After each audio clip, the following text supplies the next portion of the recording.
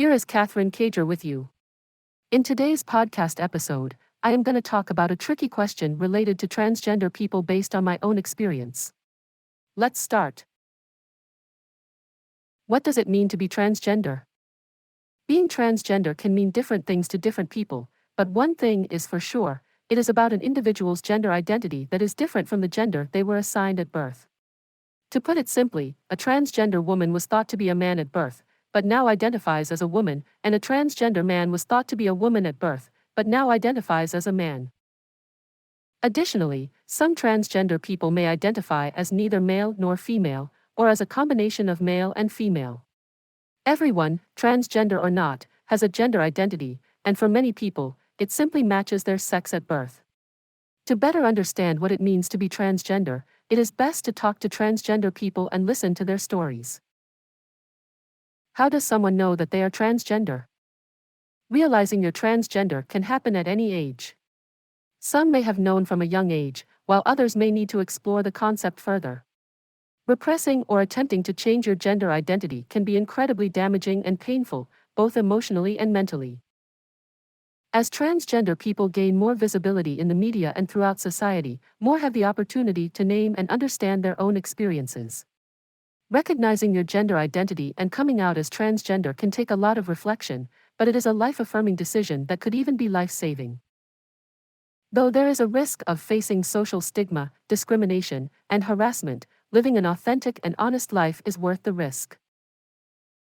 What's the difference between sexual orientation and gender identity?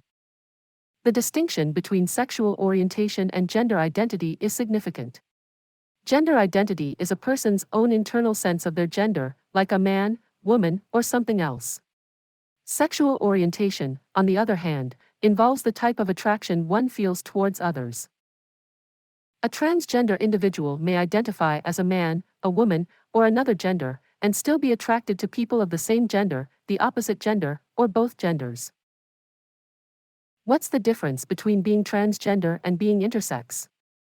It's easy to confuse being transgender and being intersex, but they are actually two distinct things. Intersex people are born with reproductive anatomy or genes that don't fit typical definitions of male or female, often discovered at birth. On the other hand, transgender people are usually born with a body and genes that match a typical male or female, but they identify as a different gender than the one they were assigned at birth.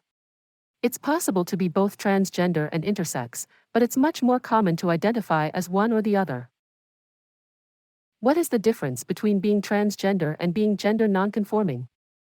The distinction between gender nonconforming and transgender is that gender nonconforming people do not conform to gender stereotypes, such as through clothing, hairstyle, speech patterns, or hobbies.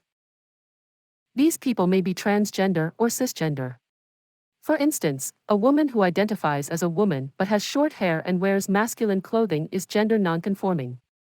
Likewise, a transgender person may or may not choose to conform to gender stereotypes. For example, a tomboy is a gender nonconforming girl who typically plays rough sports, hangs out with boys, and wears masculine clothing. What does it mean to have a gender that's not male or female? Having a gender that's not male or female may be confusing to some. It's important to remember that most transgender individuals identify as male or female, and therefore should be treated as such.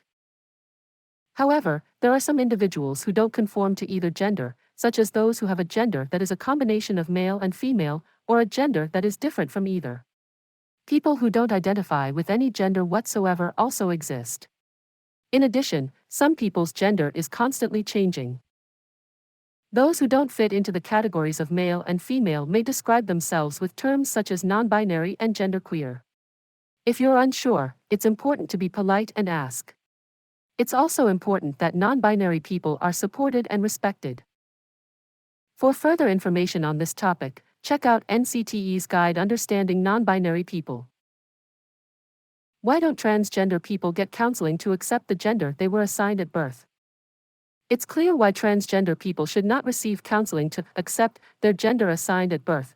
Conversion therapy is ineffective and harmful, and can lead to severe emotional and mental issues. The medical community is in agreement that one's gender identity cannot be changed.